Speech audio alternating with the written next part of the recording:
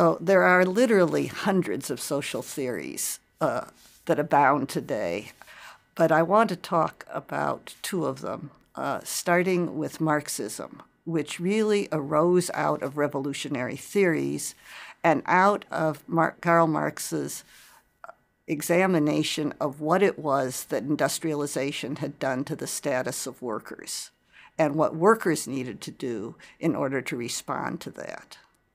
So an important change happened, according to Marx, in the status of workers as factory work developed and subsistence farming and craftsmanship declined in importance. And workers, says Marx, lost control of what he called the means of production.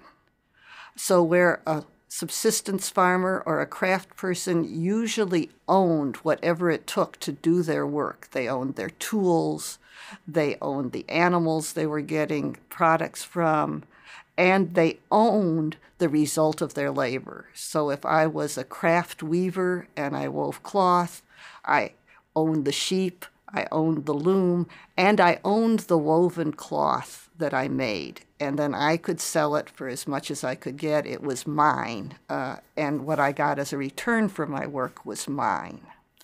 The factory system changed that because a factory worker not only did not own the tools of production, they didn't own the factory, they didn't own the tools they used in the factory, but they didn't own the product that they made either.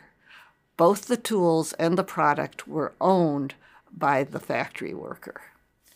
And that meant that the worker became much more dependent on the arrangement they had with that factory owner.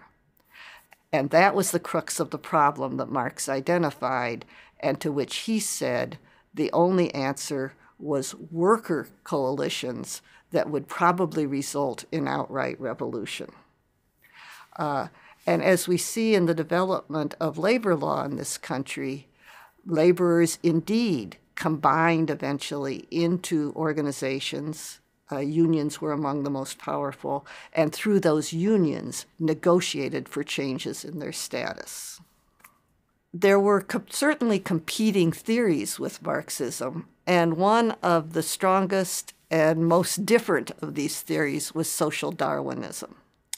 Social Darwinism emerged a little later than Marxism, and in my mind, partly in response to it.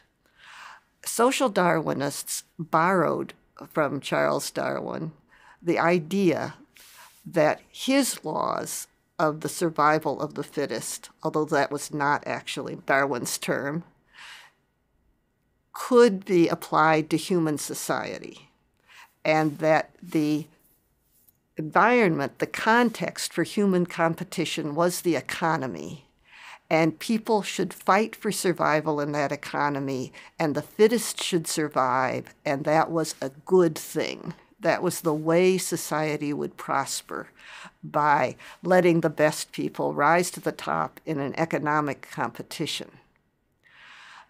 People in this, according to this theory, rising to the top, the power you gained by rising to the top of the economy, by becoming that factory owner, that tycoon who owned a great many businesses, was warranted power. You deserved it because you had won the competition.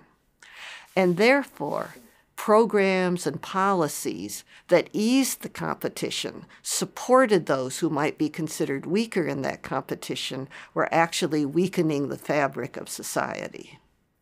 So social Darwinists, in contrast, believed that the federal government, the state government, other organizations should do as little as possible to interfere with this, quote, natural process of competition in order to arrive at a strengthened society. So, just like with numerous other theories, Marxism, social Darwinism are still alive in our debates today. People may not necessarily call them by that name, but we still hear a lot of talk, a lot of debate about the rights and responsibilities of workers, about the roles that unions should play in our public dialogue. And these all go back to our basic questions. Who should count as human? Who deserves help? Who should provide the help?